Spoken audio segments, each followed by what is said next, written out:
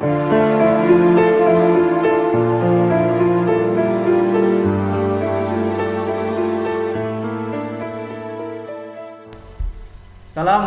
warahmatullahi wabarakatuh.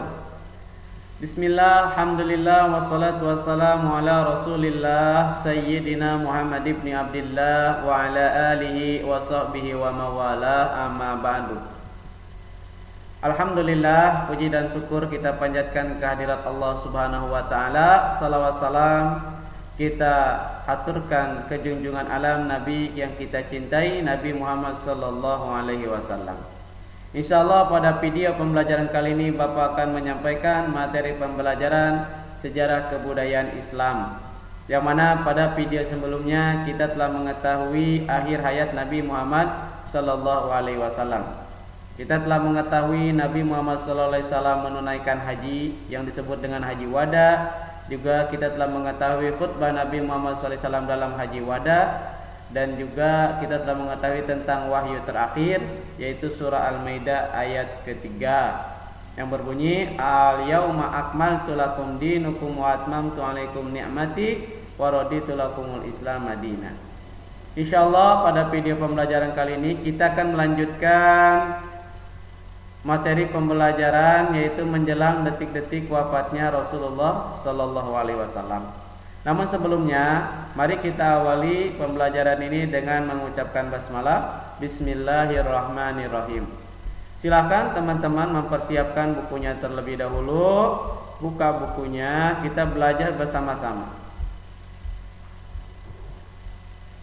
Menjelang detik-detik wafatnya Rasulullah sallallahu alaihi wasallam.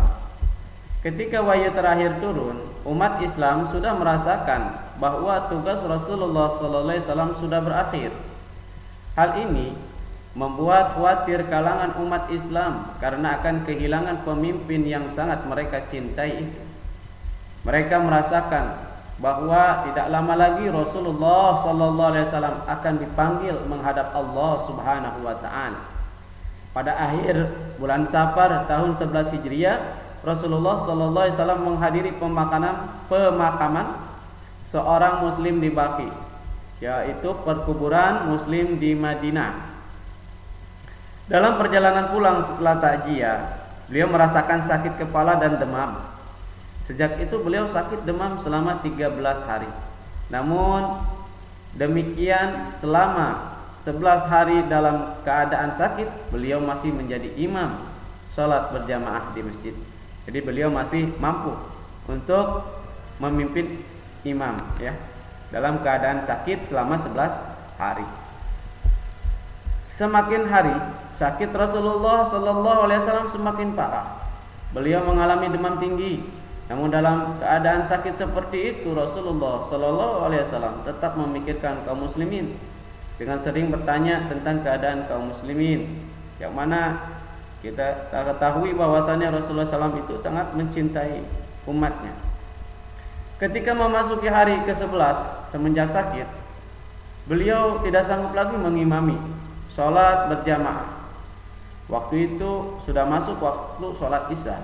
Beliau hendak ke masjid, tetapi beliau tidak mampu. Akhirnya Rasulullah SAW memerintahkan agar Abu Bakar As-Siddiq mengimami sholat berjamaah di masjid. Sejak saat itu hingga Rasulullah SAW wafat, Abu Bakar As-Siddiq menggantikan Rasulullah SAW menjadi imam salat berjamaah di Masjid Nabawi. Jadi Rasulullah SAW menunjuk Abu Bakar As-Siddiq untuk menggantikan beliau sebagai imam, yang mana nanti ini menjadi isyarat bahwasannya Abu Bakar As-Siddiq yang layak untuk pengganti Rasulullah sallallahu alaihi wasallam memimpin umat Islam. Aisyah radhiyallahu anha, istri Rasulullah sallallahu alaihi wasallam, meminta sampai beberapa kali agar Rasulullah sallallahu alaihi wasallam menunjuk orang lain untuk menjadi imam selain ayahnya Abu Bakar As-Siddiq. Namun permintaan itu selalu ditolak Rasulullah sallallahu alaihi wasallam. Demikian teman-teman, itu adalah menjelang detik-detik atau peristiwa menjelang detik-detik wafatnya Rasulullah sallallahu alaihi wasallam. Ya, sebelum meninggal beliau itu sakit demam, ya, sampai selama 13 hari sampai demamnya semakin tinggi dan beliau tidak mampu untuk memimpin sholat, yaitu sholat isya, sehingga beliau menunjuk Abu Bakar As-Siddiq untuk menggantikan imam sholat. Baik teman-teman, selanjutnya kita kan mengetahui rangkuman atau ringkasan daripada pembelajaran kita. Yang pertama, Rasulullah SAW menunaikan ibadah haji pada tahun ke-10 Hijriah bersama lebih dari 124.000 kaum muslimin. Yang kedua, pelaksanakan ibadah haji yang dilakukan oleh Rasulullah SAW menjadi pedoman ibadah haji kaum muslimin hingga sekarang. Yang ketiga, ibadah haji Rasulullah SAW merupakan yang pertama dilakukan, dan setelah itu beliau tidak melakukannya lagi hingga akhir hayatnya. Yang keempat, ibadah haji Rasulullah SAW disebut haji wada, artinya haji perpisahan, sebab tidak lama setelah menunaikan ibadah haji itu beliau sakit hingga wafat. Yang kelima, khutbah wada disampaikan Rasulullah pada haji wada ketika wukuf di Arafah. Pada saat itulah turun wahyu yang merupakan wahyu terakhir. Yang selanjutnya, inti dari wahyu terakhir itu adalah bahwa agama Islam telah disempurnakan, nikmat Allah Subhanahu wa taala telah dicukupkan, dan Allah Subhanahu wa taala telah meridhoi Islam menjadi agama seluruh umat manusia.